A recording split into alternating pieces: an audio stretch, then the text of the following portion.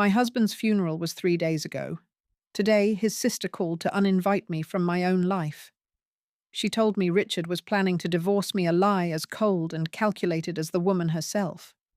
She thinks she's laying the first brick in the wall that will entomb me. But she's made a mistake. She hasn't buried a victim. She's unearthed a fighter. And I'm about to tear her world down brick by brick. If you want to see how a forgotten wife reclaims her power, make sure you follow my story. Like, share, and hit that notification bell because you won't want to miss a single moment of this takedown. The call came on a Tuesday, a day of no particular significance, which felt like an insult in itself. The world was supposed to have stopped, or at least slowed, but the garbage trucks were still running their routes, their brakes sighing down the long private lane leading to my house. 3 days. It had been 3 days since we put Richard in the ground, since I'd stood under a slate-grey Oregon sky and accepted condolences from people whose names I couldn't remember. And now the phone was ringing. I knew who it was before I saw the name on the screen. Charlotte. Of course it was Charlotte. I let it ring a fourth time before answering a small, pathetic act of rebellion. I swiped the screen and lifted the phone to my ear, saying nothing. The silence stretched a hum of electricity and grief between us. Elizabeth Darling. Her voice was a practiced instrument, honed over decades of boardroom meetings and social assassinations. It was tuned to a key of perfect condescending sympathy. It was the voice she used when a business deal went south or when she fired someone with a smile. I was just calling to check in. How are you holding up?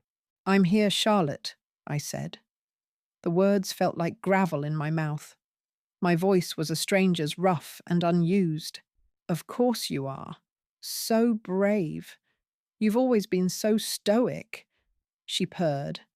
A compliment that was really a judgment. You've always been so quiet, so easily managed. Listen, darling, there's a delicate matter I need to discuss. About the family dinner on Saturday. I waited. I could see my reflection in the dark glass of the kitchen window. A woman with a face like a crumpled map hair that had gone from silver to white in what felt like a single weekend. I looked out at the manicured lawn that sloped down toward the trees of Maple Creek, a view Richard had paid a fortune for. A view I suddenly felt I was only renting. Michael and I have been talking. Charlotte continued, her tone softening into a conspiratorial whisper, as if she were letting me in on a secret for my own good. And we think it might be best. Well, we think it would be less painful for you if you sat this one out. The hum of the refrigerator suddenly seemed deafening. It was a new model stainless steel, a cavernous thing Richard had insisted on. He'd called it the heart of the home. Now it just sounded like a machine on life support. Sat it out, I repeated, my voice flat. Yes, it's just… Oh, this is so difficult. A theatrical pause. I could practically see her sitting in her leather-backed chair in her downtown Portland office, one perfectly manicured hand pressed to her chest in a gesture of feigned anguish. Richard, bless his soul, was going to use that dinner to announce your separation. Your divorce, actually. He'd already spoken to the lawyers. It was all in motion. Divorce. The word hung in the air, thick and poisonous. It didn't land like a shock. It landed like a key turning in a lock. It was a lie, a magnificent, audacious lie, but it was a functional one. It had a purpose. I could see the architecture of it, the cold, brilliant design. We feel it would just be terribly awkward for everyone. She went on the pace of her words, picking up now that the bomb had been dropped. For you, mostly. To have to sit there with everyone knowing what was about to happen. It would be cruel. We're trying to protect you, Elizabeth. To spare you that. Protect me. The words were a branding iron, searing a new reality onto my skin. In their story, I was no longer the grieving widow. I was the soon-to-be ex-wife, the discarded woman.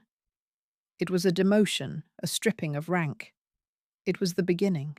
He never said a word to me. I said, my voice barely a whisper. Didn't he? Oh, Elizabeth. The pity in her voice was the cruelest part. It was an acid. He was struggling with how to tell you. He didn't want to hurt you. He was a good man, just conflicted. He felt you'd grown so far apart. Our marriage wasn't a romance, that much was true. It was a treaty, a 45-year-long agreement of shared space and quiet companionship. But it was our treaty. It was built on decades of silent breakfasts, of knowing glances across crowded rooms, of the comfortable weight of another person breathing beside you in the dark. It wasn't Charlotte's to define or dissolve. I looked out the window again. This house, this monument of glass and steel and imported marble, was more Charlotte's vision than Richard's, more his ambition filtered through her ruthless lens. Richard had wanted a cabin, a small place by a lake. But Charlotte had convinced him that men of his stature required a statement. This house was a statement. I just hadn't realized until this very moment that it was a statement of her power, not ours. I see, I said, and I did. I saw it all with a blinding, horrifying clarity. This wasn't about sparing my feelings. This was a strategic move on a chessboard I hadn't even known I was playing on. This was about isolating me. It was about reframing the narrative before the will was even read. The grieving widow is a figure of sympathy of power. The bitter, cast-aside ex-wife is a figure of pity, a nuisance to be managed and eventually removed. I'm so glad you understand, darling. She said, her relief palpable. We'll have a plate sent over for you, of course. Michael will drop it by on his way home. A plate, like a dog, like a charity case. That won't be necessary, Charlotte, I said, and for the first time a sliver of my own steel entered my voice. Oh, well, as you wish. You get some rest, Elizabeth. We'll handle everything. The line went dead. She didn't say goodbye. She just hung up. The execution was complete. I stood there, phone in my hand, the silence of the house pressing in on me. It was no longer a comforting silence. It was the silence of a tomb. Charlotte hadn't just uninvited me from a dinner. She had served me with an eviction notice from my own life. And I knew with a certainty that chilled me to the bone that the fall down the stairs that had killed my husband was no accident. The first brick had just been laid in the wall meant to entomb me, but I could already feel the foundation of the house cracking beneath my feet. After the call, the house became a different place. The quiet wasn't peaceful anymore. It was a presence. It was the sound of absence. For 45 years, this house had been filled with the subtle noises of Richard's life, the rustle of his newspaper in the morning, the low murmur of the television playing business news, the heavy, deliberate tread of his feet on the oak staircase. Now there was only the hum of the appliances and the frantic beating of my own heart. Every polished surface, every pane of glass seemed to hold a distorted reflection of me. A 68-year-old ghost haunting the rooms of a life that suddenly felt borrowed. I walked into his study. It was exactly as he'd left it. A leather-bound book lay open on his desk, a pair of reading glasses resting on the page. A faint scent of his cologne, a woodsy, expensive smell, still clung to the air. It was a meticulously curated room designed to project an image of intellect and old money. But I knew the truth. Richard wasn't a great reader. He bought books for the way they looked on the shelves. He wasn't a captain of industry. He was a man who had inherited a successful company and spent his life trying not to run it into the ground, all while his older sister Charlotte pulled the strings from the shadows, her ambition a ravenous thing that had long ago consumed his own. Our marriage had been a quiet negotiation, a long, unspoken treaty. He gave me security, a life of effortless comfort. I gave him a steady, respectable home life, an anchor that made him look stable and solid to the outside world. It wasn't the stuff of romance novels, there were no grand passions, but there was a deep, abiding familiarity, an understanding, or so I had thought. Now, Charlotte's lie about the divorce was like a dye dropped into clear watercolouring every memory, staining everything. Had I missed the signs? Had I been that blind, that complacent? My mind drifted back to the weeks before he died. He had been different, agitated. There was a constant low-level hum of anxiety about him. He had lost weight. His eyes, usually a calm, steady blue, were restless, darting around as if expecting a blow. He started locking his study door, something he'd never done in our entire marriage. He was a man of routines, and any deviation was a seismic event. I remembered one specific night, maybe a week before the fall. I'd woken up thirsty around 2 a.m. The house was dark, but a sliver of light shone from under the study door. I pushed it open gently, not wanting to startle him. He was sitting at his large mahogany desk, not working, but staring. He had an old, dusty photo album open in front of him, one of the cheap, plastic-sleeved ones from the 70s. The light from his desk lamp cast his face in sharp relief, and he looked haunted. His skin was ashen, his mouth a tight line of what I could only describe as fear. "Richard," I'd whispered. His head snapped up. He didn't just look startled, he looked guilty, like a child caught doing something forbidden. He slammed the album shut with a loud crack that echoed in the silent house. "Elizabeth, you're awake?" He'd said, his voice strained. "Is everything all right?" I'd asked, moving closer. "What are you looking at?" "Nothing. Just old memories. Can't a man be sentimental in his own home?" He'd snapped, an unusual sharpness in his tone. He stood up and slid the album back onto a high, dusty shelf, hiding it behind a row of encyclopedias he'd never opened. "Go back to bed. It's late." And I had. I had respected his privacy, chalking it up to a late-life melancholy, a man confronting his own mortality. Now that respect felt like negligence. It felt like walking past a crime scene and choosing not to look too closely. Then there was the laptop, his constant companion. In those final weeks, he'd become pathologically attached to it, carrying it from room to room. Whenever I walked in, he would slam the lid shut, with the same panicked reflex he'd shown with the photo album. The gesture was so abrupt, so final. It wasn't just closing a computer, it was hiding something. It was building a wall. At the time, my mind had gone to the most obvious, mundane conclusion, an affair. Maybe he was talking to another woman. The thought had brought a surprising hollow ache. Not the sharp pain of romantic betrayal, but the dull throb of a partnership fracturing. It would have explained the talk of divorce Charlotte had so helpfully invented. But it didn't feel right. Richard lacked the energy, the sheer logistical will for an affair.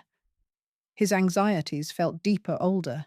I walked over to his desk and ran my hand over the smooth, cool surface of the closed laptop. A silver rectangle of secrets. His death had been ruled an accident.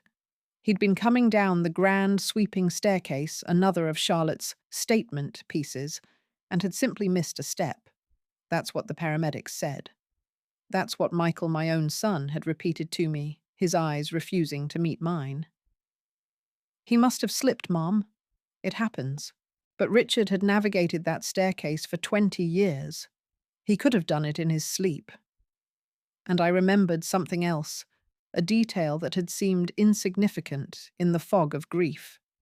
When I found him lying at the bottom of the stairs in a horribly twisted heap, one of his expensive, hand-stitched leather slippers was on the top step, perfectly placed, almost neat. Not flung off, not scuffed. Just sitting there. As if it had been taken off and set down. Who takes off a slipper before, accidentally, falling to their death? The pieces were just jagged shards, meaningless on their own. A locked door, a slammed laptop, a dusty photo album, a misplaced slipper. But now, in the chilling silence of this house, in the wake of Charlotte's phone call, they began to fit together. They were forming a picture, and it was not a picture of a man preparing for a divorce or succumbing to a simple accident. It was the picture of a man who was terrified, a man with a secret so heavy it was pulling him under. A secret he was either about to confess or be killed to protect. I stood in the center of his silent study, the ghost in his gilded cage, and I knew my quiet life was over. The treaty had been broken, and a war was about to begin.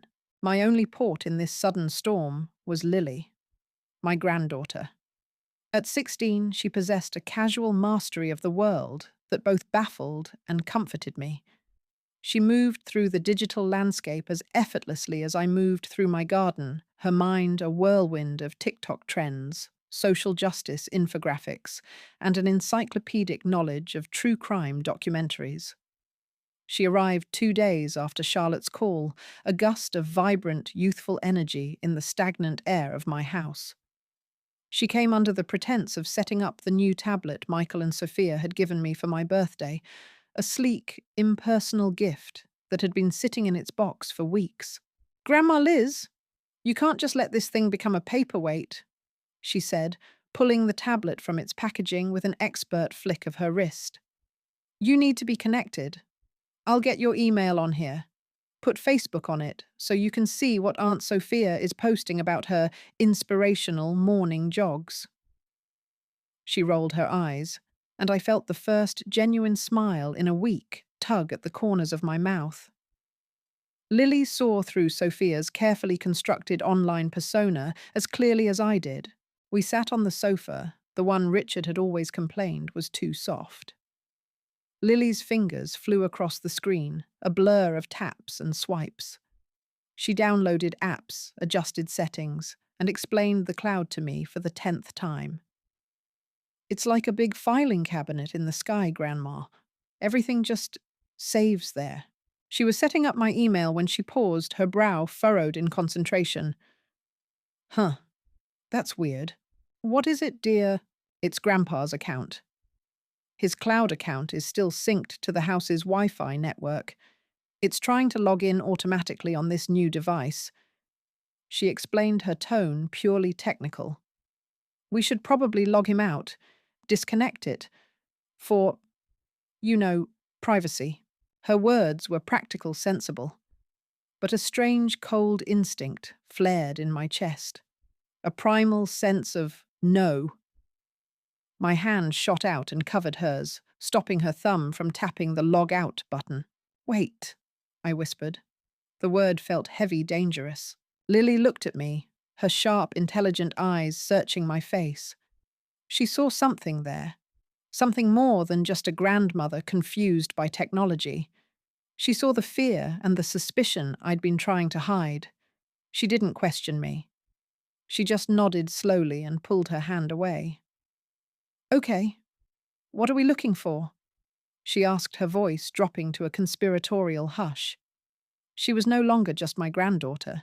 She was my ally. "I don't know," I admitted, my heart starting to pound. "His files, emails, anything." I was thinking of the affair, the phantom mistress, the divorce papers Charlotte had invented. I was looking for a simple, painful explanation. Lily's fingers began to move again, this time with a different kind of purpose. She navigated through menus and settings with the focus of a safecracker. "Okay, I'm in his main cloud drive," she murmured. "Let's see. Financials 2024. Estate planning. Kestrel investment portfolio." It all looks normal. We spent 10 minutes scrolling through folders. It was a digital map of Richard's meticulously organized and frankly boring life. There were no love letters, no hidden bank accounts in the Cayman Islands, no angry emails from a jilted mistress. There was nothing. I started to feel a fool. A paranoid old woman driven mad by grief and a cruel sister-in-law. Maybe there's nothing here, Grandma, Lily said gently. Maybe Charlotte is just being Charlotte. Maybe, I said, slumping back against the cushions. The adrenaline was draining away, leaving me feeling tired and old. Wait a second, Lily said, her body suddenly tense. The browser. The history is synced too, from his laptop. She tapped the screen. A long, cascading list of links appeared, a digital breadcrumb trail of a person's thoughts. Most of it was mundane. Searches for stock tickers, reviews of golf courses in Arizona, the weather forecast. And then we saw it. Buried among the ordinary, dated from the last month of his life. 3 searches, one after the other, that made the air in the room turn cold. Lily read the first one aloud, her voice a stunned whisper. Statute of Limitations, Manslaughter, Oregon. I stared at the screen. The words were alien brutal. They didn't belong in my living room on this clean, bright screen. Manslaughter. The word was a gunshot in the quiet house. Lily, what does that mean? I asked, though I already knew. It's how long the police have to charge someone with a crime after it's committed, she said, looking up at me, her face pale. For manslaughter, in Oregon, there is no statute of limitations. You can be charged at any time. My breath caught in my throat. I felt a wave of dizziness. Richard wasn't looking up stock tips. He was researching how to get away with killing someone. Lily's finger scrolled down. Here's the next one, she said, her voice trembling slightly. How to make an anonymous confession. This was worse. This wasn't the search of a man trying to get away with something. This was the search of a man consumed by guilt. A man who wanted to talk. The man I'd seen in the study, his face ashen, staring at old photographs. The man who slammed his laptop shut. He wasn't hiding an affair. He was hiding a body. Grandma, Lily began, but she stopped. Her eyes were fixed on the final search entry at the bottom of the list. It wasn't a question. It was just a name. A name that every long-term resident of Maple Creek knew. The Peterson family, Maple Creek, Lily read. The name dropped into the silence between us. The Petersons. I remembered them. A quiet family who lived on the edge of town back in the 70s before all the new money and tech companies moved in. They had a daughter, a little girl with blonde pigtails. Sarah. Lily, a connoisseur of true crime Twitch streams and morbid Reddit threads, recognized it instantly. Her face went from pale to sheet white. Oh my God, she whispered. The Petersons. Grandma, that's the Sarah Peterson case. The little girl who vanished. Here, in Maple Creek. It was huge back in the day. It's one of the state's most famous cold cases. She started talking fast, the words tumbling out of her. Sarah Peterson. She was 9 years old. She disappeared from her backyard in the summer of 1978. She was playing near the woods, and then she was just gone. They searched for months. The whole town, the police, everyone. They never found a thing. Not a shoe, not a piece of clothing, nothing. The family eventually moved away. The case went cold. People said she was taken by a stranger, or she just got lost in the woods and... Her voice trailed off. She didn't need to finish. We both looked at the 3 searches on the screen. Statute of Limitations, Manslaughter, Oregon. How to make an anonymous confession. The Peterson family, Maple Creek. They weren't 3 separate searches. They were a story. A terrible 45-year-old story. A story my husband was a part of. A story he was about to tell. I stood up and walked to the massive picture window in the living room. I looked out past the perfect lawn, past the landscaped flower beds, to the dark, dense line of Douglas firs that marked the edge of our property. The woods.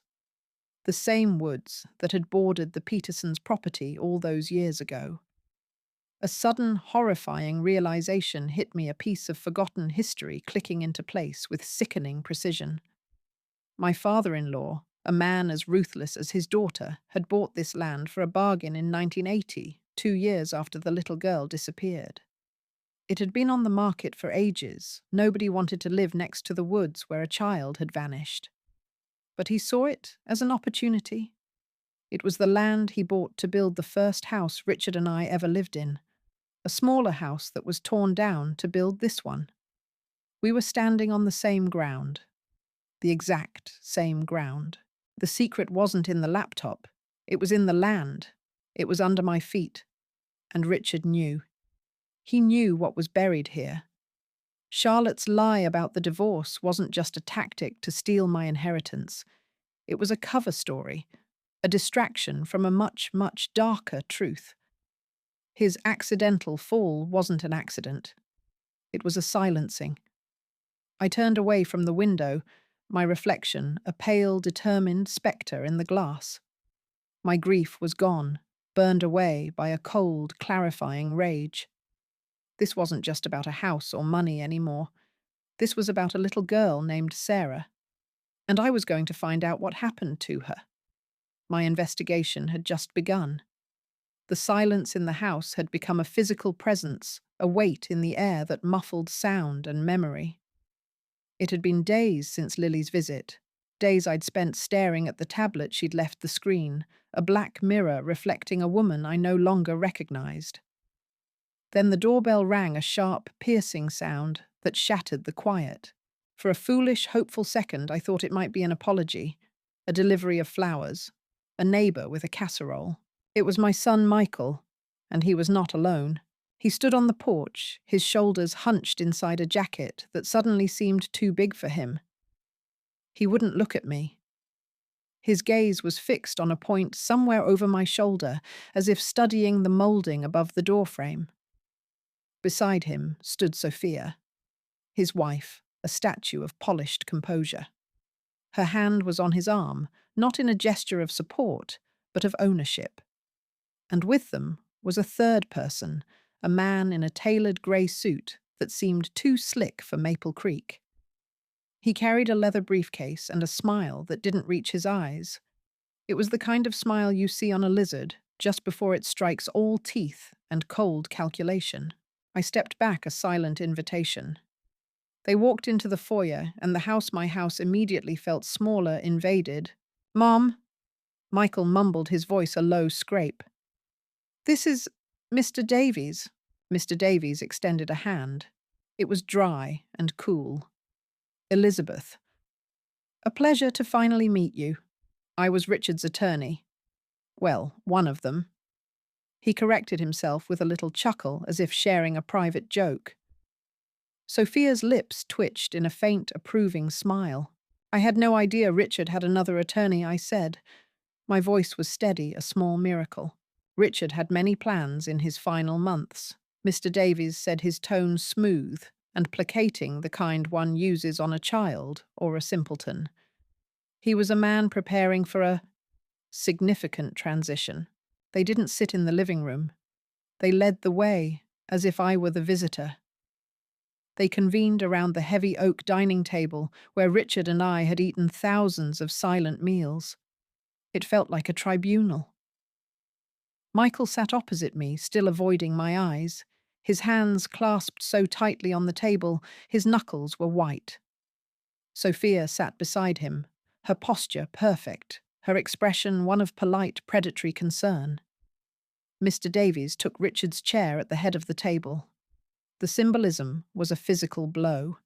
He clicked open his briefcase with 2 sharp snaps that echoed in the cavernous room. "Elizabeth." He began sliding a sheaf of papers across the polished wood toward me. The document was thick, bound in a crisp blue cover.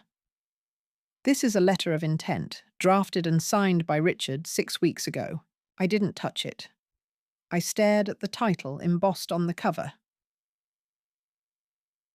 "Regarding the dissolution of the marriage of Richard and Elizabeth Croft, and the subsequent restructuring of the Croft Family Trust. Dissolution of the marriage." The words were clinical sterile. They felt like an autopsy report for a life I was still living. "I don't understand," I said, my voice barely a whisper. It's quite straightforward. Davies continued, his tone patient. Richard had made the difficult but firm decision to file for divorce. He felt, and I quote, that your paths had diverged irrevocably. He wanted to handle this with dignity to ensure you were cared for, of course. But his primary concern was the preservation of his family's legacy. He gestured to the document. The plan, which he was so passionate about, was to place the entirety of the estate, this house, his stock portfolio, all major assets, into a protective trust. A trust to be managed, as per his explicit and unwavering wish, by his sister Charlotte. My breath caught in my chest. Charlotte. Of course. Her shadow fell over everything even now. I looked at the papers, at the black, unforgiving text. It was a declaration of war written in the dispassionate language of law. It was an eviction notice from my own life. This is a lie, I said. The words came out stronger than I expected. Richard would never... We never spoke of divorce. Sophia finally spoke, her voice like honey laced with arsenic. Elizabeth, please. We all knew things had been difficult for a long time. Michael was so worried. Richard confided in his sister, in his son. He was unhappy. He felt trapped. She was narrating a story, a fiction they had all rehearsed. I turned to my son, my only son. Michael. Look at me. Michael, tell me you believe this. Tell me you believe your father wanted to throw me out of my home of 45 years. He flinched, but his eyes remained on the table. A muscle in his jaw worked furiously. Mum? Dad? He wasn't himself at the end. He was talking to Charlotte a lot. He signed the papers. Did you see him sign them? I pressed, my voice rising. Were you in the room when he signed this document that erases me? That's enough, Sophia said sharply, placing a hand on Michael's arm again, a silent command. This is hard enough on Michael as it is. He's grieving his father, and now he has to manage this unpleasantness. Mr. Davies, perhaps you should explain the next steps. Davies cleared his throat, a sound of smug punctuation. The letter of intent is legally binding as a statement of Richard's wishes. It will form the cornerstone of the probate proceedings. The will is being formally contested and redrawn to align with this directive. Essentially, Elizabeth the house and all its contents are now assets of the trust. Charlotte, as trustee, will be in contact regarding the timeline for you to vacate the premises. Vacate the premises. Like I was a tenant whose lease had expired. My body went cold. The grief I had been wrestling with was suddenly eclipsed by a new, sharper agony. It was the pain of betrayal. Not from Charlotte, I expected it from her. Not from a lawyer with a reptile's smile. The pain came from the averted eyes of my own child. He was letting this happen. He was a willing participant in the dismantling of his mother's life. I stared at him, this man who was once a boy I had held in my arms, a boy whose scraped knees I had bandaged, and whose nightmares I had chased away. He was a stranger, or worse, he was his father's son, his aunt's puppet, a man so weak he would trade his own mother for a seat at a table that was never really his. Get out, I said. My voice was flat, devoid of emotion. Mr. Davies raised an eyebrow. Now, Elizabeth, there's no need for hostility. We're trying to handle this as smoothly as possible. Get out of my house. I repeated, my gaze locked on Michael. He finally looked at me then, and in his eyes, I saw it all. Guilt, shame, and a flicker of something that looked terrifyingly like relief. The relief of a coward who has finally surrendered. Sophia stood pulling Michael up with her. We'll be in touch, she said, her voice crisp. Mr. Davies gathered his papers, placed them back in his venom-filled briefcase, and gave me a final, pitying nod. They walked out. The front door closed with a soft, final click, and I was left alone at the head of my dining table with a legal document that served as my life's obituary. The pain was no longer an abstraction. It was a physical thing, A shard of ice lodged beneath my ribs, so sharp and so deep it was hard to breathe. They had fired the first shot, and it had come from my own blood. The days that followed were a blur of suffocating silence and a dawning, horrifying awareness. The legal assault was only the beginning. The second wave of the attack was more insidious, more personal. It came not through the mail slot, but through the air, through the whispers and glances of the town I had called home for nearly half a century. It started subtly. A trip to the market for milk and bread became an ordeal. Conversations would stop as I walked down the aisle. Heads would turn, followed by hurried whispers. I saw the looks. They weren't looks of sympathy anymore. They were filled with a morbid curiosity, a kind of pitying judgment that made my skin crawl. Carol, the baker's wife, who had known me for 30 years, suddenly found the floor fascinating when I said hello. The high school boy at the checkout, who usually joked with me, just scanned my items in silence, refusing to meet my eyes. The town had become a jury, and I had been tried and convicted without ever taking the stand. It was Lily who showed me the executioner's axe. She came over one afternoon, her young face etched with a fury that was almost frightening to see. She didn't say a word, just sat next to me on the sofa and handed me her phone. "You need to see this, Grandma," she said, her voice tight. The screen was open to the Maple Creek Community Facebook group, a page usually filled with posts about lost dogs, bake sales, and complaints about garbage collection. But now, it was the platform for my public execution. Sophia had been busy. Oh, she had been very, very busy. Her posts were masterpieces of calculated vagueness, of weaponized grief. There were photos of Richard smiling in the sunshine. There was a photo of her and Michael, their faces models of somber strength.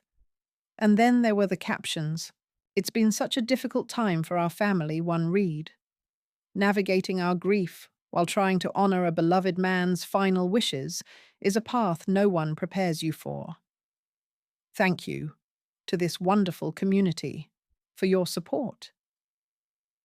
Family first.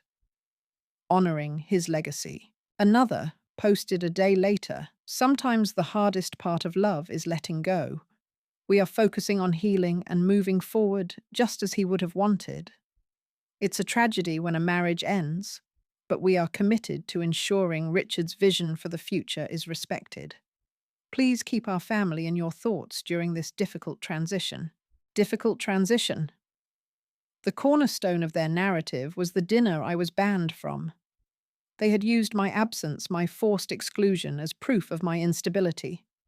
The comments section was a sea of poison. "So sorry for what you're going through, Sophia. You and Michael are handling this with such grace. It must be so hard when someone gets bitter at the end. Stay strong." I saw Elizabeth at the market. She looked unwell, sending prayers, unwell, bitter, unstable. They were painting a portrait of me brushstroke by careful brushstroke. I was the grieving widow recast as the scorned ex-wife, a hysterical woman lashing out, an unreliable narrator of my own life. They weren't just taking my home, my financial security. They were taking my name, my reputation.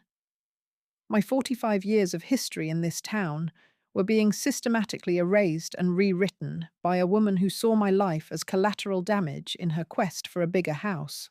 "She's turning the whole town against you," Lily said, her fingers tightening on her phone.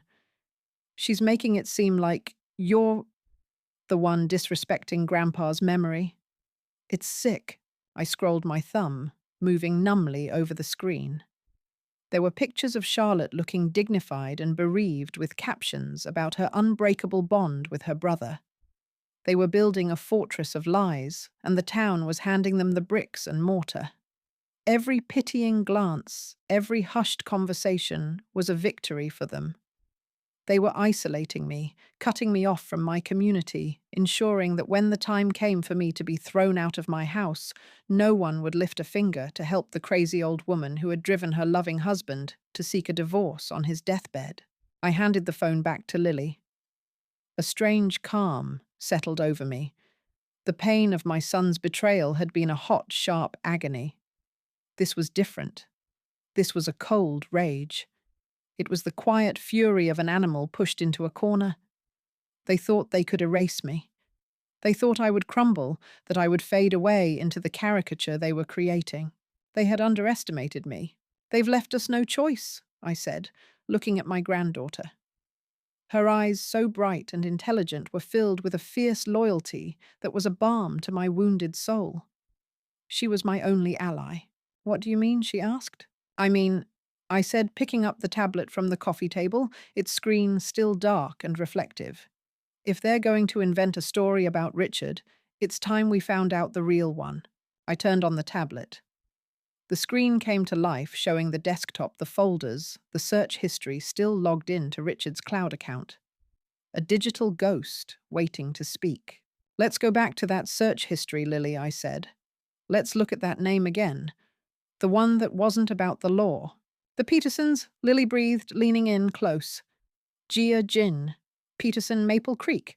The hunt began there in the quiet of my living room, two unlikely investigators huddled over the glow of a screen. The world outside could whisper and judge. In here, we were looking for the truth. Lily's fingers flew across the virtual keyboard, her mind working with a speed and intuition that was breathtaking. I was the historian, the one with the dusty archives of memory. She was the archaeologist, digging through the digital soil of the past. We typed "Peterson Family Maple Creek" into the search bar. The results were sparse at first. Old Social Security records, a mention in a faded church bulletin.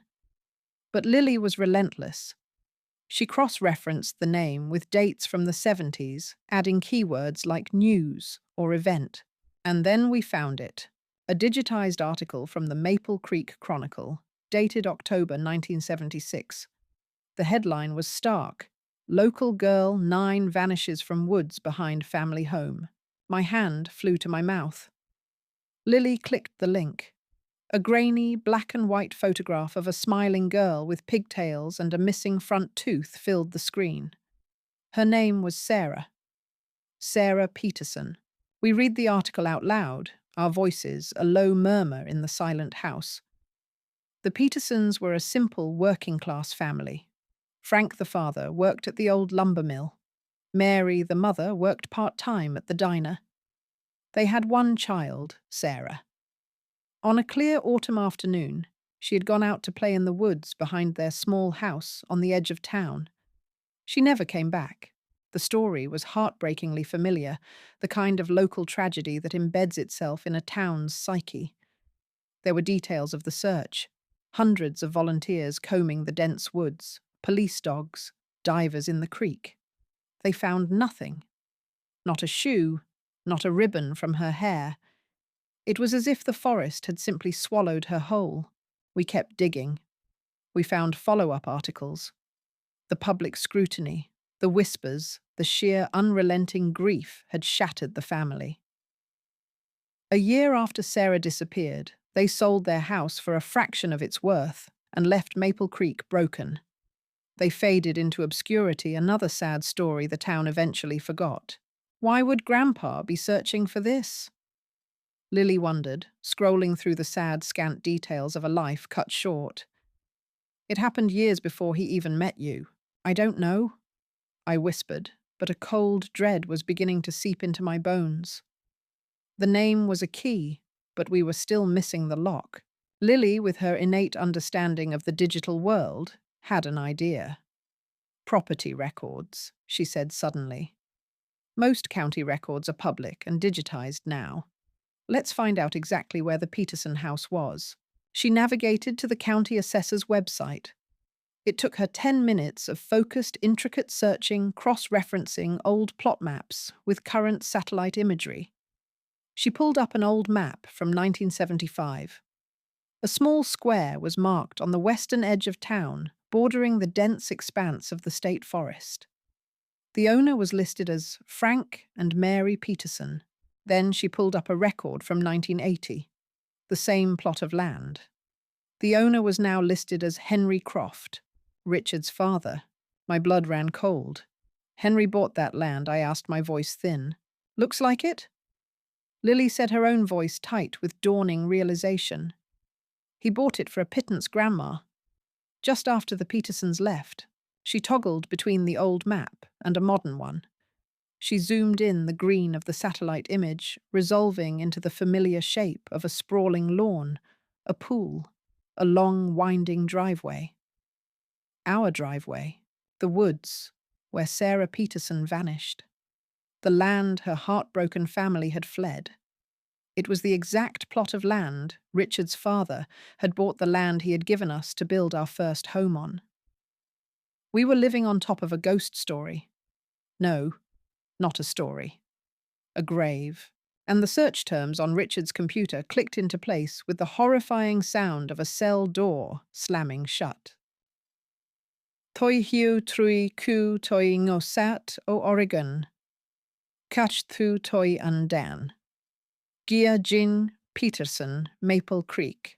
Richard wasn't just curious about an old tragedy. He was connected to it. He was terrified of it. The screen in front of me blurred. The polished surfaces of my living room seemed to melt away, and a memory cold and sharp as a shard of glass rose up from the depths where I had buried it. It wasn't just the land. It was the house itself. Our first house. It was small, a starter home Richard's father had financed. I'd been so proud of it. I remembered the day we moved in, the smell of fresh paint and sawdust. I remembered exploring the property, my head full of plans for a garden. And I remembered what I found in the backyard, nearly hidden by overgrown blackberry bushes. A heavy wooden door set almost flat against the ground, with a large rusted iron ring for a handle. I'd pulled it open. A flight of steep, damp stone steps led down into the darkness. It was an old root cellar from a time before refrigerators, its walls lined with rough-hewn stone, the air thick with the smell of damp earth and decay. I was thrilled. A piece of history. A perfect place for storing preserves, for keeping wine, a project I could make my own. I'd run inside, excited to tell Richard. He was in the kitchen unpacking boxes with Charlotte, who was as always directing the operation. Richard, you have to see this. There's an old root cellar out back. It's fantastic. The reaction was not what I expected. Richard's face went pale, a sickly, chalky white. He looked instantly, inexplicably terrified. Charlotte shot him a sharp warning glance before turning to me, her smile a thin, tight line. A root cellar, she'd said, her voice dripping with dismissive condescension. Oh, Elizabeth, you can't be serious. Those things are death traps. It seems sturdy enough, I'd argued, my enthusiasm deflating. The stonework is incredible. I just want to use it for storage. Absolutely not.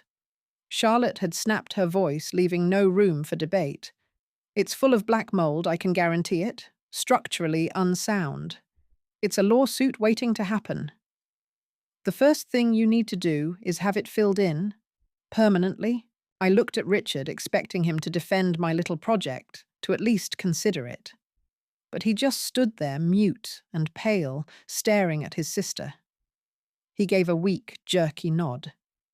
Charlotte's right, Lizzie. It's not safe. His agreement was so quick, so final. I was disappointed, but I was young and accustomed to being overruled by the two of them. I dropped the subject.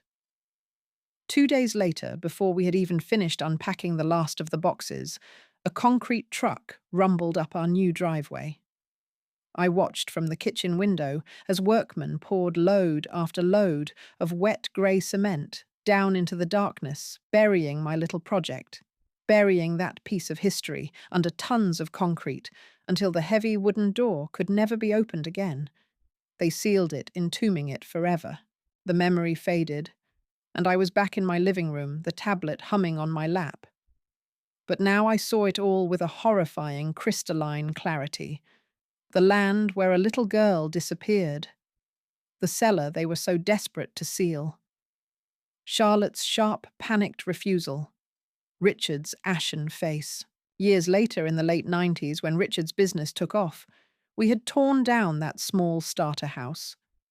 And on its exact foundation, on top of that sealed, forgotten tomb, we built this one, this sprawling, opulent mansion, a monument of success built directly over a buried secret. I looked around the room at the high ceilings and expensive art. This wasn't a house. It was a mausoleum, a gilded cage built to keep a ghost from ever escaping.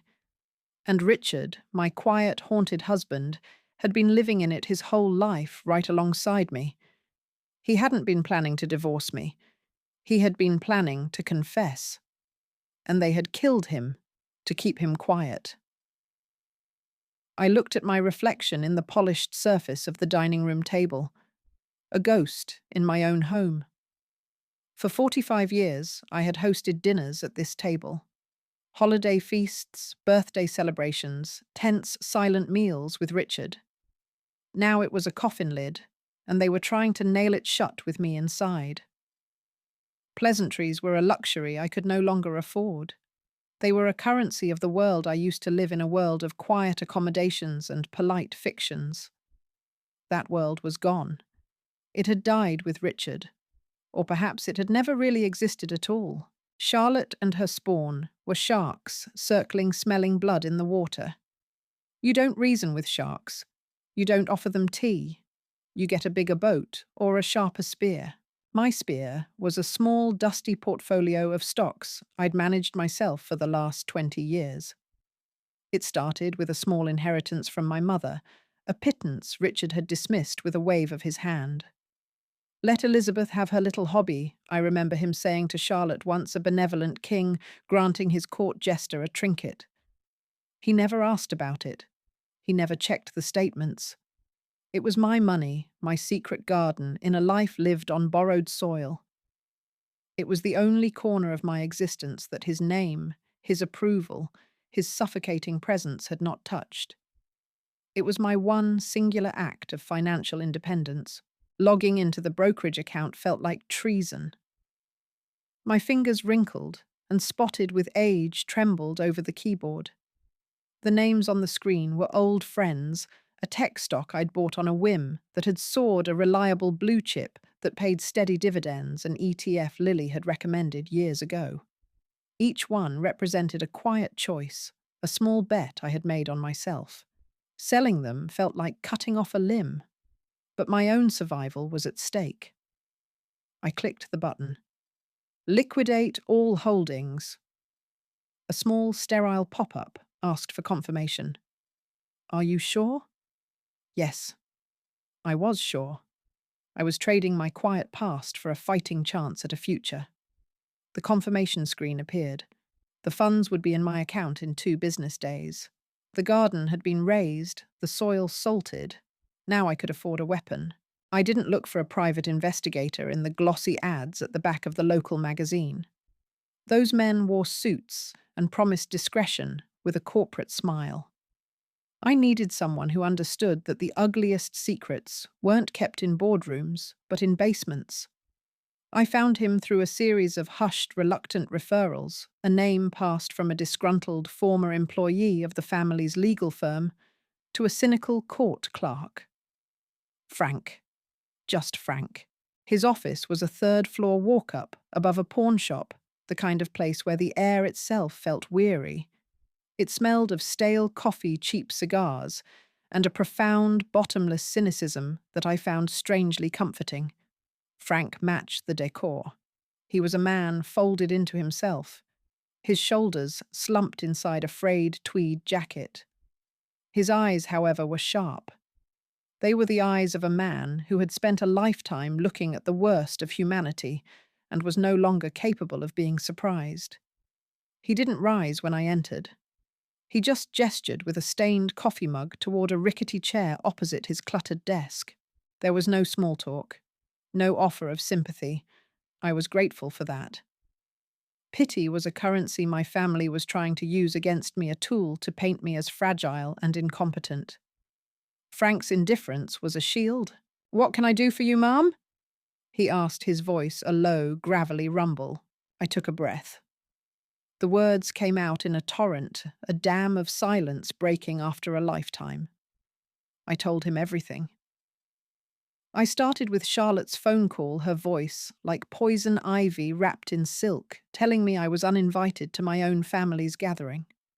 I told him about Michael and Sophia's visit, their faces a mask of practiced concern, as their lawyer, a man who looked like a well-fed shark, presented the letter. The letter that claimed Richard, my husband of 4.5 decades, had intended to divorce me, to leave me with nothing but the dust motes dancing in the silent house. It was a lie, I said, my voice cracking for the first time. All of it. A performance. Frank just nodded, his tired eyes never leaving my face. He didn't interrupt. He just listened. I felt a strange sense of unburdening, as if I were confessing to a priest who had already heard every sin imaginable. I told him about Sophia's campaign on Facebook and Instagram, the carefully worded posts about difficult family transitions and honouring Richard's true wishes.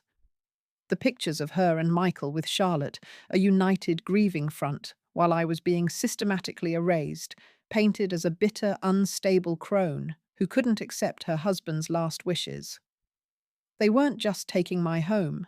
They were taking my name, my reputation, my very identity in the town I had lived in my entire adult life. Then I moved to the part that made me sound insane, the part I had barely allowed myself to think about. My husband, Richard, he was acting strangely before he died. I said, my voice dropping to a whisper. Anxious. He couldn't sit still. He kept looking at old photo albums and his laptop. He would slam it shut if I came into the room. I told him about Lily, my bright, sharp-eyed granddaughter, and the discovery of the synced cloud account. I pulled a folded piece of paper from my purse and pushed it across the desk. Frank picked it up. His eyes scanned the list of Richard's Google searches. Statute of limitations for manslaughter in Oregon. He read aloud, his voice flat. How to confess to a crime anonymously. Peterson family, Maple Creek. I watched his face for any flicker of disbelief, but there was none. He set the paper down. And the Peterson family. Lily found it. An old case. A girl named Sarah Peterson, 9 years old. She went missing in the 70s, from a property in the woods just outside of town. I paused the next words, feeling like stones in my throat. Richard's father bought that same land a year later, for a fraction of its worth. It's where he built our first house, the house we lived in before he built this one. Frank leaned back in his chair, the ancient springs groaning in protest. He looked at me, really looked at me, and I saw a flicker of something in his eyes. Not sympathy, professional interest. And the seller he asked. The memory hit me with the force of a physical blow, a sudden vivid image of a younger Richard, his face pale and tight. A teenage Charlotte, her eyes flashing with a fury that was terrifying even then. There was a root cellar in that first house. Under the kitchen. I wanted to clean it out, use it for storage. Richard, he refused. He and Charlotte, they were visiting. They both became hysterical. They said it was structurally unsound, a death trap. The next week, without telling me, Richard had a crew come and fill it with concrete, sealed it shut. He told me it was for my own safety. I looked at Frank, my heart hammering against my ribs. Our current house, the one they're trying to take from me. It was built on the same plot. The old foundation was demolished, but that cellar, it's still down there, buried under tons of new concrete and soil, buried under my life. The room was silent, save for the hum of a dying fluorescent light and the distant wail of a siren. I had laid the entire insane puzzle out on his grimy desk. A cheating sister-in-law, a treacherous son, a social media smear campaign, a 40-year-old cold case, and a concrete-filled tomb beneath my feet. Frank finally broke the silence. He tapped a finger on the check I had placed on his desk earlier. He didn't look at it, just tapped it. The rich are just as stupid as the poor mom. He said, his voice devoid of any emotion, just better at hiding the bodies.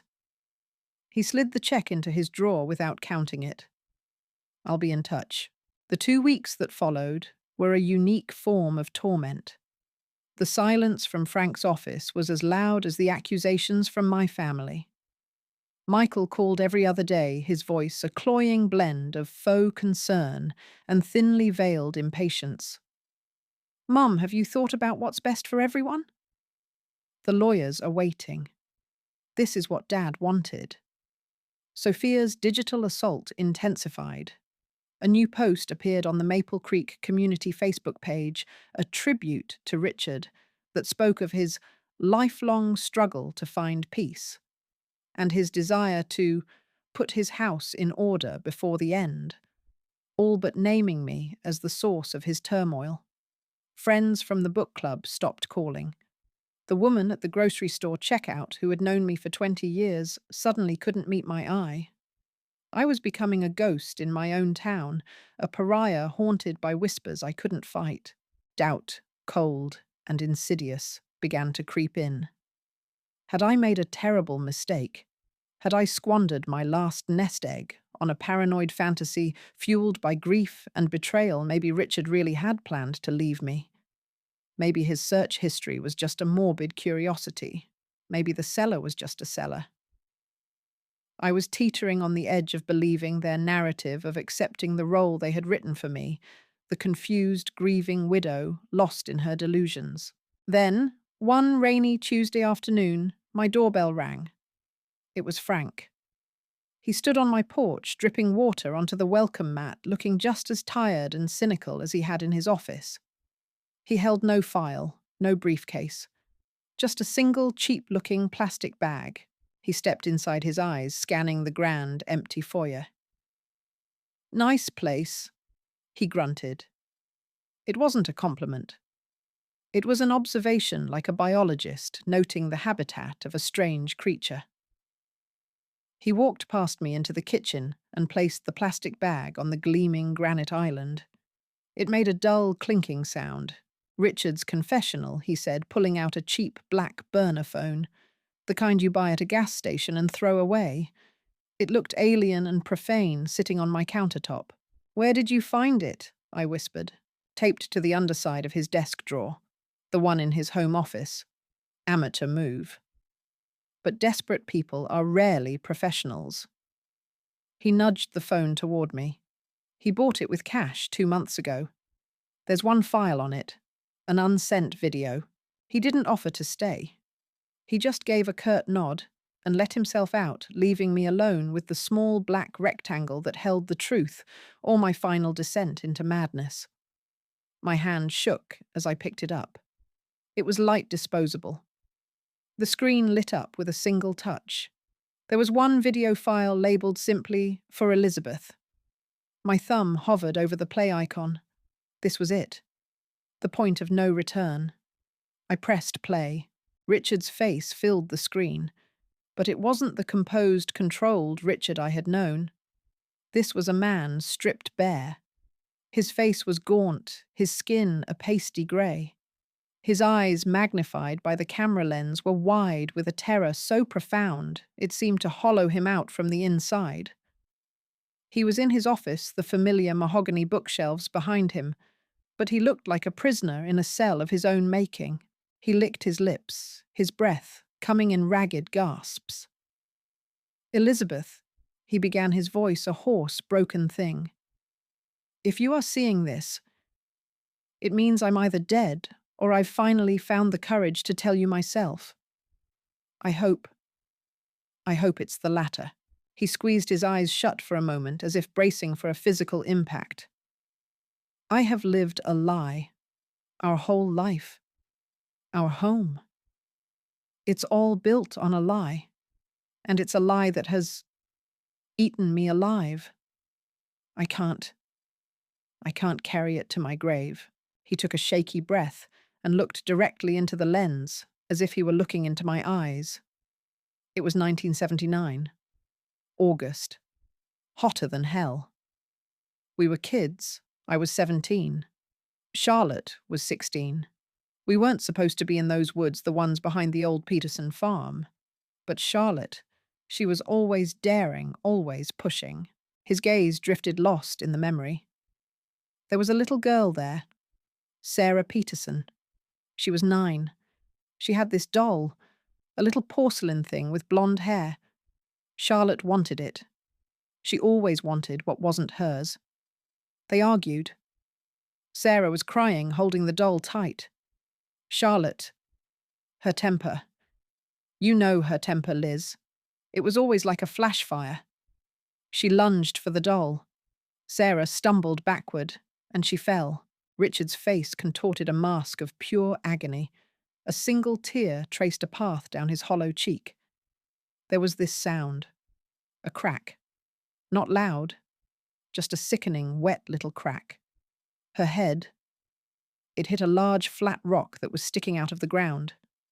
She didn't move. Her eyes were just open, staring at the sky. The doll had fallen next to her. He was sobbing now, quiet, desperate sobs. We panicked. We were just kids. We didn't know what to do. Charlotte. She grabbed my arm. She was the strong one, always. We have to hide her, she said. No one can know. The old farm had a root cellar. The door was half rotted, easy to pull open. It was dark down there. It smelled of damp earth and decay. We dragged her limp little body, and we pushed her inside. We slammed the door shut, and we ran. We just ran, and never looked back. My hand flew to my mouth to stifle a scream. The world tilted the pristine kitchen walls, seeming to warp and bend around me. The memory of the cellar, Richard's panic, Charlotte's fury. It wasn't about structural integrity. It was about the small body they had left in the dark. Father figured it out. Richard continued on the screen, his voice barely a whisper. He knew Charlotte. He saw the terror in us. He didn't ask questions we couldn't answer. He just fixed it. He was a powerful man. He put the word out that the Petersons were unstable, that the girl had likely run away. He used his connections to buy their land a year later when they were broken and desperate to leave. He bought their tragedy for pennies on the dollar and gave it to us as a wedding present. He told us to build a new life on top of the old one and never ever speak of it again. And we didn't. He looked back at the camera, his eyes pleading. The guilt? Liz. It's a cancer. It's rotted me from the inside out. Charlotte. She buried it. She built an empire on top of it. But I couldn't. Every time I looked at our house, I saw that little girl's face, this confession. It was for you. I was going to show it to everyone, at the family dinner. I needed to set the truth free before I died. I couldn't let the last thing between us be this monstrous lie. Forgive me, Elizabeth. Forgive me for the life I gave you. It was all a gilded cage built on a child's grave. The video ended. The screen went black, reflecting my own horrified face. I sank into a chair, the burner phone slipping from my numb fingers and clattering onto the floor. The air was thick, unbreathable. He hadn't been planning to divorce me. He had been planning to confess. The dinner wasn't about cutting me out. It was about blowing the family and his entire life to pieces. He hadn't been escaping me. He had been trying, in his own final, desperate, cowardly way, to come clean. I was still sitting there frozen when my own phone buzzed on the counter. It was a text from Frank. 4 words that sent a new, colder wave of dread through me. I'm not done yet. An hour later, Frank was back in my kitchen. He looked at my pale face at the burner phone on the floor and simply nodded, as if he knew exactly what the video contained. He didn't comment on it. He was a doctor, moving from a terminal diagnosis to an immediate secondary crisis. But Frank had more, he said, pulling his own phone from his pocket. He didn't waste time with preamble. He was all business, a craftsman of ugly truths. Your sister-in-law's alibi for the night Richard died is garbage. He stated, his voice flat as a morgue slab. He turned the screen toward me. It was a still image, grainy, and captured in the ghostly black and white of a night vision camera. But it was unmistakable. The sleek, arrogant curve of a Tesla Model S Charlotte's car. There was no doubt. The personalized license plate, CLH Inc., was blurry but legible.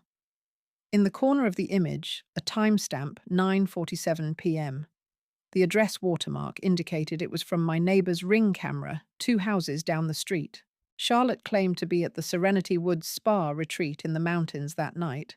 Frank said, swiping to another screen, this one showing a map. That's a 2-hour drive from here with no traffic. She checked in at 5 p.m. Her folio shows a room service charge for a bottle of wine at 10:30 p.m. She told the police she was in her room all evening meditating. My mind was racing, trying to assemble the pieces. But the camera. The camera shows her car parked down the street from your house at 9:47 p.m. Frank finished for me. I found your husband's body at 11:00 p.m. That gives her a full hour. The timeline is damning. He put his phone away, the story now needing no pictures. She must have found out about his plan. About that video. How the word was a croak. People like your husband, Mom. People eaten by guilt. They get sloppy. They get desperate. Maybe she saw the burner phone. Maybe he confronted her, told her what he was going to do. He was trying to free his conscience. She was trying to protect her empire. Frank's words painted a picture in my mind so vivid and chilling, it felt like a memory. I could see it. Charlotte arriving not in a flurry of anger, but with a cold, terrifying calm. Her Tesla gliding silently to a stop down the street, out of sight of my own cameras. Her walking up the driveway in the dark. She wouldn't have knocked. She still had a key. I saw her finding Richard at the top of the grand staircase, perhaps holding the burner phone in his hand like a talisman. The confrontation. His voice weak with guilt, but strengthened by resolve. Her voice a low, venomous hiss. Him telling her it was over, that he was going to play the video at the family dinner, that he couldn't live with the secret anymore. Her realizing her entire world, her reputation, her fortune, the carefully constructed persona of the matriarch, was about to be annihilated by her own brother's weakness. It was the root cellar all over again. A moment of truth, a threat to her control. And her response was the same as it had been 40 years ago. Violence. A push. One final fatal push. I whispered the words, tasting like ash. I looked up at Frank, a horrifying new understanding dawning. The divorce story. Michael and Sophia. It wasn't just about the money, was it? Frank shook his head slowly. No, ma'am. It was never just about the money. That was the cover. This was a preemptive strike. Charlotte is smart. She knew that if your husband's accidental fall ever came under scrutiny, the first person the police would listen to is his grieving wife. You. So what does she do? She discredits the witness before the crime is even discovered. She paints you as unstable, bitter, potentially delusional. She creates a motive for you to lie, a disinherited wife, angry and vengeful. It wasn't just about stealing your house. It was about stealing your voice. It was to preemptively destroy your credibility, so that if you ever suspected the truth about his accident, no one would ever believe you. She hadn't just covered up a childhood crime. She had committed a new one, a fratricide, to keep it buried. She had murdered her brother to silence the ghost of a little girl. And she had planned to use my own son to help her sweep it all under the rug. The sheer, breathtaking evil of it left me breathless. The police were an option. The logical one. The safe one. I could give Frank's evidence to the authorities, hand over the burner phone, and let the cold, impersonal gears of justice grind Charlotte and her legacy to dust. I could retreat, sell this house of horrors, and disappear. But the thought left a hollow feeling in my gut. A quiet arrest, a trial reported in the papers, it felt insufficient. It felt like their ending. They would be characters in a news story, their motives debated by strangers. But I would remain the footnote, the poor, tragic wife. They had tried to erase me, to make me a non-entity in my own life. A quiet, tidy resolution wouldn't give me back what they had taken. I didn't just want them punished. I wanted them to see my face when their world ended. I wanted them to know that it was me, the quiet, accommodating woman they had dismissed for 45 years, who had brought the temple down on their heads. I picked up my phone. My hand was perfectly steady now. The tremor was gone, replaced by a strange, icy calm. I found my son's number and pressed call. He answered on the second ring, his voice wary. "Mom." I modulated my voice, draining it of all strength, infusing it with the weary resignation they expected from me. "Michael." I sighed. "I'm tired. I'm so tired of fighting." There was a pause on the other end, then a palpable wave of relief in his voice. "Mom, that's really good to hear. It's for the best. Dad would have wanted us to be a family." "Yes," I said the word like ice on my tongue. "Bring the papers, Michael. The ones from the lawyer. You and Sophia should come for dinner tonight. And bring your aunt. We'll settle this tonight." "At my dinner table?" "Of course, Mom. We'll be there." Around 7, he was practically beaming through the phone. The problem was solved. The old woman had finally capitulated. "7 is perfect," I said, and hung up before he could hear the click of the trap springing shut. The hours before they arrived were a blur of focused activity. Lily arrived within the hour, her face a mixture of concern and fierce loyalty when I told her the plan. She didn't question my decision. She just nodded, her eyes bright with a strategist's fire. "They won't see it coming," she said, her voice full of confidence that bolstered my own. While I went through the motions of setting the table with the good china, the silver Richard had been so proud of, Lily worked. She took a small, discreet power bank and her phone, propping it up on the mantelpiece tucked between a porcelain shepherdess and a framed photo of a much younger, happier family. It was perfectly aimed at the head of the table. She opened an app on her phone. "It's a private Instagram account," she explained, showing me the screen. The name she'd chosen made a grim smile touch my lips. Grandma's Revenge. "It's streaming live, but only to this account. Frank has the password. He'll be watching. When you give the signal, he sends the link to the police department's tip line." At 7 o'clock, sharp, the doorbell chimed. They arrived as a phalanx of victory. Michael, his face scrubbed clean with relief, holding a leather briefcase full of my surrender. Sophia, beside him, was already redecorating my life in her head. "The natural light in this foyer is just incredible," she chirped, looking at the walls as if they were already hers. "I know an agent who specializes in historic properties. She could have this listed by the end of the month." And then came Charlotte. She swept in like a conquering monarch, dressed in a sharp black pantsuit, her silver hair coiled in an impeccable chignon. She exuded an aura of absolute power and triumph. She placed a cold, dry kiss on my cheek. "Elizabeth," she said, her voice smooth as polished marble. "I'm so glad you've decided to be reasonable. It's what Richard would have wanted." They took their seats at the dining table. I remained standing. Lily hovered near the fireplace, a silent observer. Michael placed the briefcase on the table between us. But it was Charlotte who made the final, fatal move. Without a word, she walked to the head of the table. Richard's chair, the seat of power in this house for decades, and sat down. She surveyed the room.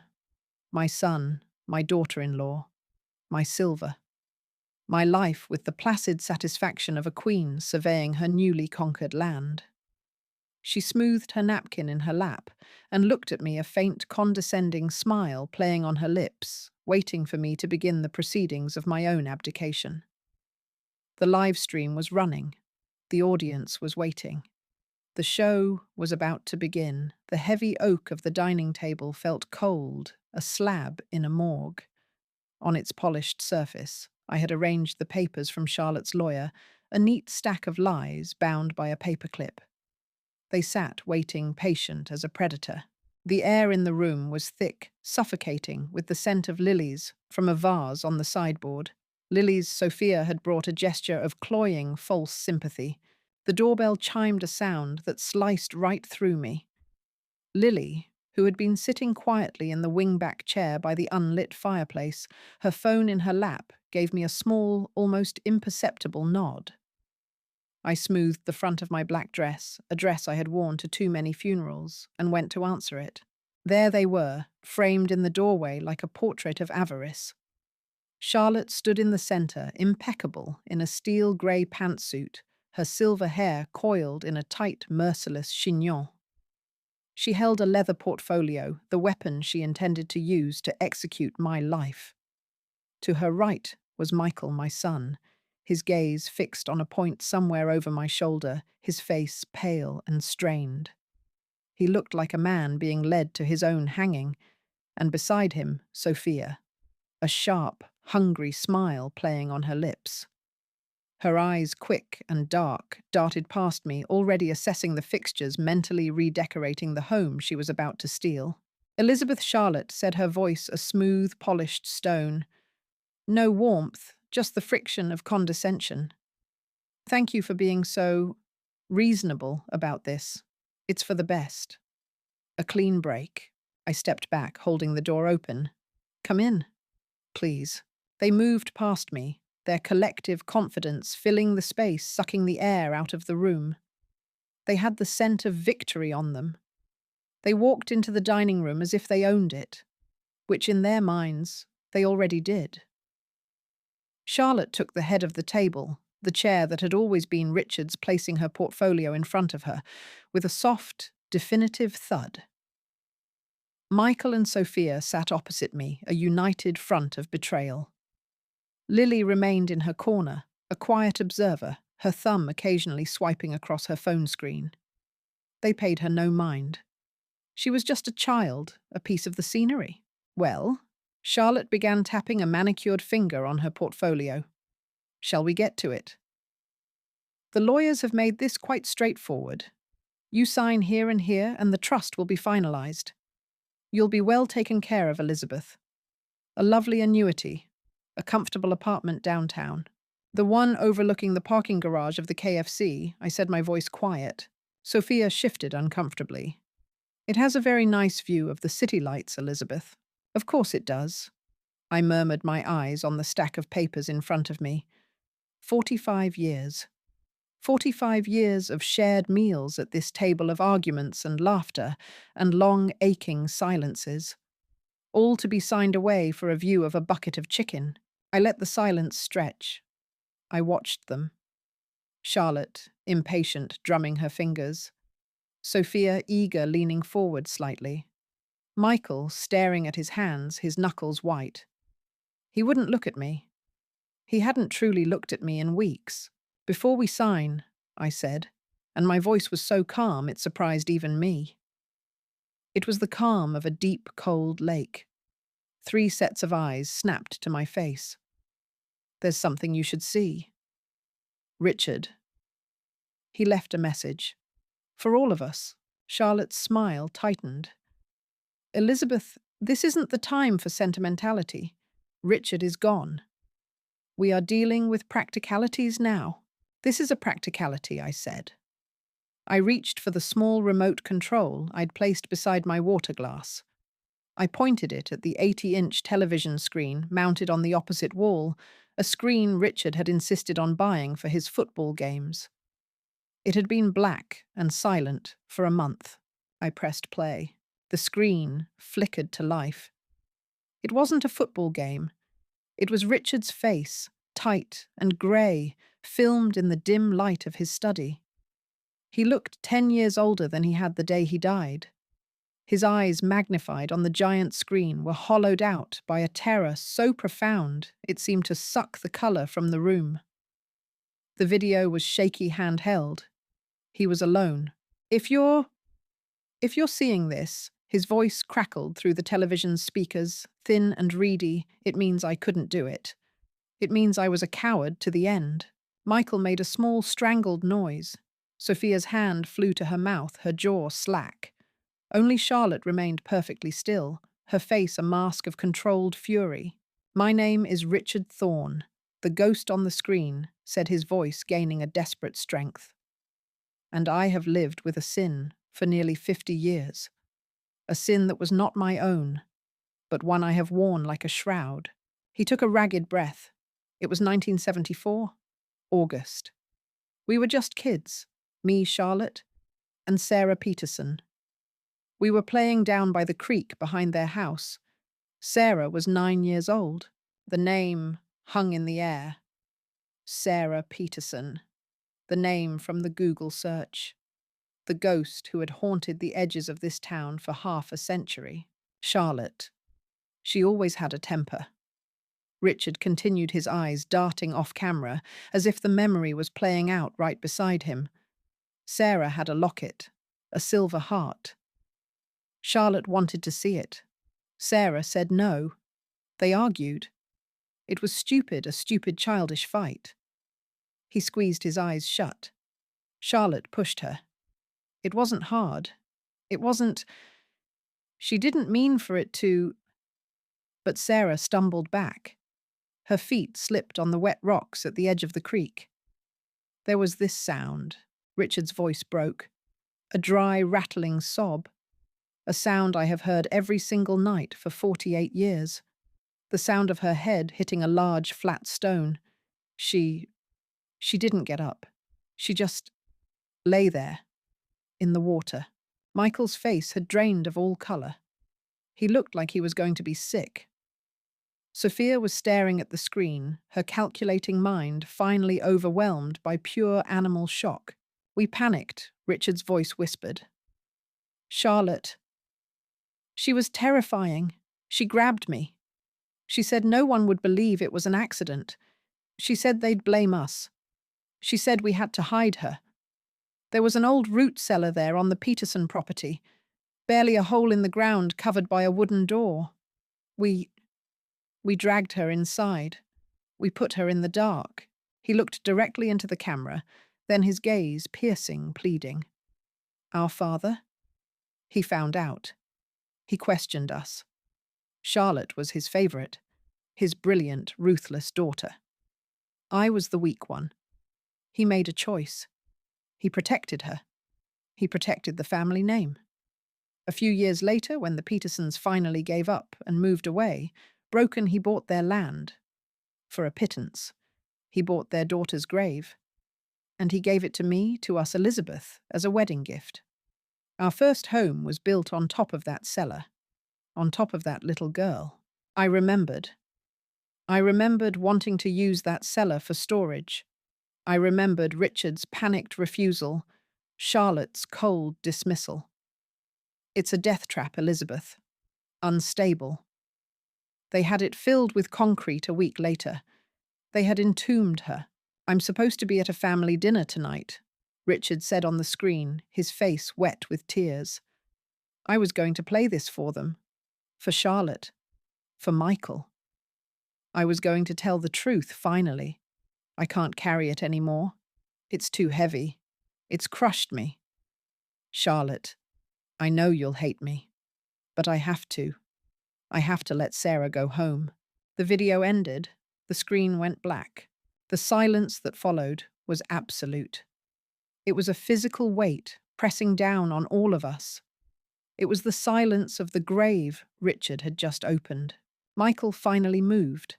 He pushed his chair back and stumbled to the corner of the room, retching into one of Sophia's decorative urns. Sophia didn't even notice. She was staring at Charlotte, her expression a horrified, fascinating mix of terror and dawning comprehension. I let the silence hold them for a long moment. Then I spoke again, my voice cutting through the stillness like a shard of glass. He never made it to that dinner, did he, Charlotte? Her head snapped toward me. Her eyes were chips of ice. What are you talking about? The man was clearly unwell, delusional, years of guilt over a childhood accident. Oh, it was more than that, I said. I reached into a folder beside me, the one Frank had prepared. I slid the first photograph across the table. It was a grainy but clear shot from my neighbour's new security camera, the kind that captures everything. It showed a familiar grey sedan, parked on the street, half hidden by the oak tree at the end of my driveway. The timestamp was in the corner. 9:14 p.m., the night Richard died. Your car, I believe, I said softly. You told the police you were at a fundraising gala downtown until midnight. You had 3 people who swore you were there, but you weren't. You left early. I slid another paper across. Phone records. A call from Richard to you at 8:30 p.m., a short one. He must have told you his plan. He was going to detonate the bomb at the family dinner.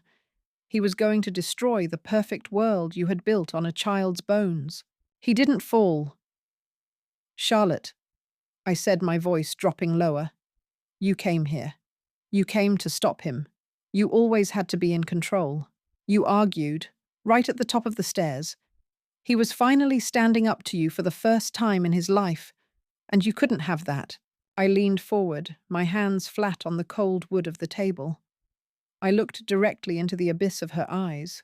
You pushed him, just like you pushed Sarah Peterson. One final push to keep your secret buried. For a moment, a split second, her mask of civility held. Her lips curled into a sneer of pity. Elizabeth, you're grieving. You're confused. You've concocted this fantasy. Did I asked. Did I concoct the broken railing? The paramedics noted it was an outward break, as if from a forceful shove, not a dizzy spell. Did I concoct the fact that you, his loving sister, never once came to the hospital? You just waited for the call confirming he was dead. Her face began to change. The polished marble cracked, revealing the raw, ugly granite beneath. The control she had prized her entire life was dissolving in the acid of exposure. The muscles in her jaw bunched. Her manicured hands clenched into fists on the table. He was weak. She hissed the word, slipping out venomous and pure. He was always weak. Crying, snivelling, threatening to ruin everything our father built for us. For a stupid, clumsy little girl who was better off dead. And then the mask didn't just crack, it shattered. With a feral snarl that was utterly inhuman, she lunged. Not at the evidence, not at the television. At me. She launched herself across the dining table, scattering the legal papers like dead leaves, her face contorted into a mask of pure hatred. You miserable old bitch, she screamed, her voice a raw shriek of fury. I'll kill you. I should have gotten rid of you years ago. Her fingers were inches from my throat. But then a shape moved, a body solid and blocking her path. It was Michael, my son. My weak, complicit son had stood up. He caught her by the arms, his own face a canvas of dawning, abject horror. He wasn't looking at her. He was looking at me, and for the first time he was seeing. He saw the truth. He saw the monster he had enabled, the monster he had chosen over his own mother. He saw it all. Aunt Charlotte? No, he stammered, his voice trembling as he struggled to hold her back. In that precise, frozen moment of chaos, a new sound sliced through the night. Not a scream, not a sob, a siren. Then another. They weren't distant. They were close. They were in the driveway.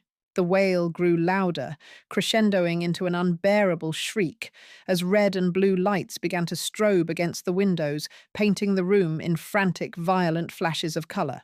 From the corner of the room, a calm, quiet voice spoke. Lily lowered her phone. On the screen, I could just make out the little red icon that said, Live. They're here, she said. The aftermath was a blur of noise and flashing lights. Uniformed officers filled my home, their movements efficient and impersonal. They separated us, their voices calm but firm, cutting through Charlotte's sputtering rage and Michael's stunned silence. I watched, detached, as they put Charlotte in handcuffs. The click of the metal snapping around her wrists was the loudest sound I had ever heard. It was the sound of a lock rusted shut for 50 years, finally breaking open.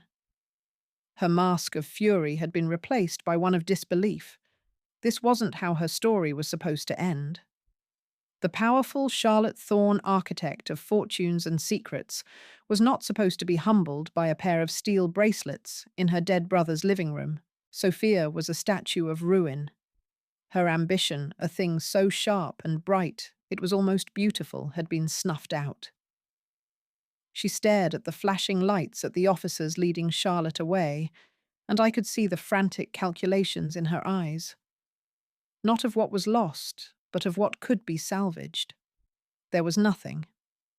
The Thorne name, the bedrock of her aspirations, had just turned to quicksand. And Michael, my son. He just stood there, leaning against the wall, where he'd been sick, a hollowed-out man. He watched them lead his aunt away, the woman who had been more of a parent to him than his own father, and his face was blank. He was a passenger in the wreckage of his own life. I felt nothing. Not triumph, not satisfaction. Just a profound, bone-deep weariness. I had won. But the battlefield was my home, and the casualties were my family. Lily had been clever. The live stream wasn't just for the police. A link had been sent to a local reporter with a popular online blog and posted anonymously in the Maple Creek Community Forum on Facebook. By morning, the story was a wildfire. The arrest of Charlotte Thorne for the murder of her brother Richard was the lead story.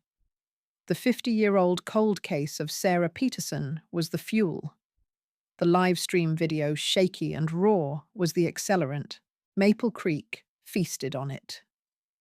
The town that had looked at me with such pity was now consumed by a bonfire of gossip. The Thorne family, the untouchable dynasty, was suddenly the subject of memes, of whispered conversations in the grocery store, of furious comment threads online. I saw some of them. Always knew she was a cold one. That poor little girl. And the son and his wife trying to throw the old lady out on the street. Disgusting. Michael and Sophia became pariahs overnight. The invitations stopped. The business partners grew distant. Their carefully curated world of country clubs and charity galas slammed its doors in their faces. Their ambition had become a shroud of public shame. He came to see me a week later, alone. He stood in the same foyer where his aunt had been arrested, looking smaller than I had ever seen him. "Mom," he began, his voice choked. I'm so sorry." I didn't know. I swear to God, I didn't know the extent of it. I looked at him, at the face I knew as well as my own, and felt a vast, cold distance open between us. It was an Arctic sea, and there were no ships sailing on it. "You didn't want to know, Michael." I said, my voice flat, devoid of the maternal warmth he was likely seeking. "There is a difference. You saw the lawyers. You saw the papers they wanted me to sign. You saw how they talked to me, how they treated me. You heard the rumors Sophia was spreading, and you chose to look away. You chose her. You chose the money. You chose the lie because it was easier." Tears welled in his eyes. "What can I do? Please. Tell me what I can do to fix this." Nothing, I said, and it was the truest word I had ever spoken. You can't unshatter a mirror. You can't unkill a memory. I thought of Lily, of her unwavering belief in me. I thought of my future grandchildren, who deserved a sliver of family, however broken. "For Lily's sake and for the sake of your children, I will not cut you out completely. There will be holidays. There will be polite conversation. But the part of me that was your mother, the woman who would have forgiven you anything, she died in this house. Charlotte may have pushed Richard down the stairs, but you helped her bury me right alongside him. He flinched as if I'd struck him. He left without another word. The door closed, and with it a chapter of my life I could never reopen. The warmth was gone, replaced by a permanent glacial distance. It was a necessary amputation. The house had to go. It was no longer a home. It was a mausoleum, a tomb built on lies decorated with betrayal.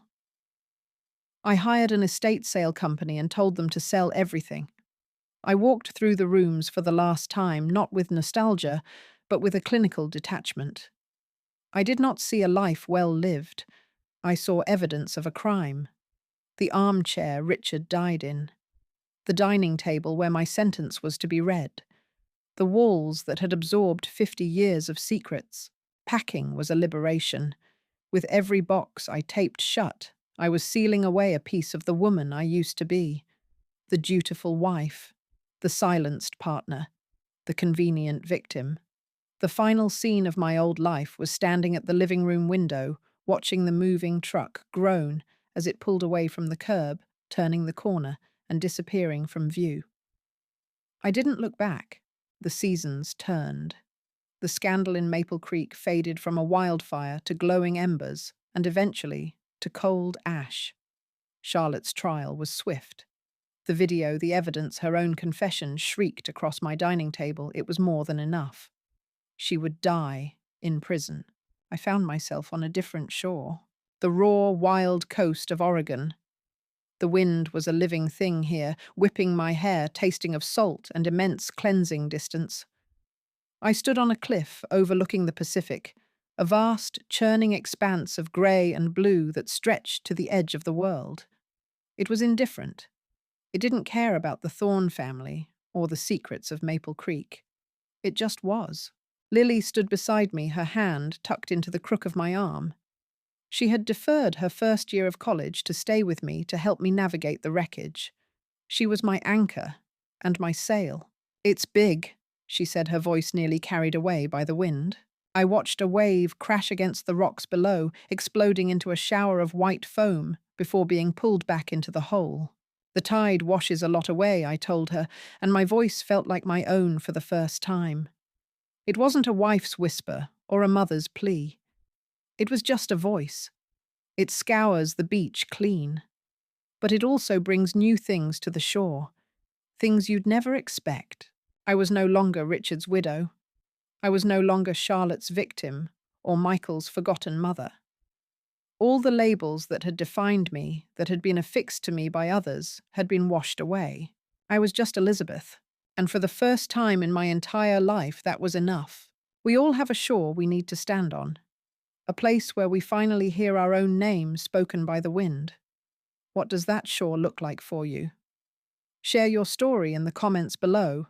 I'll be reading everyone.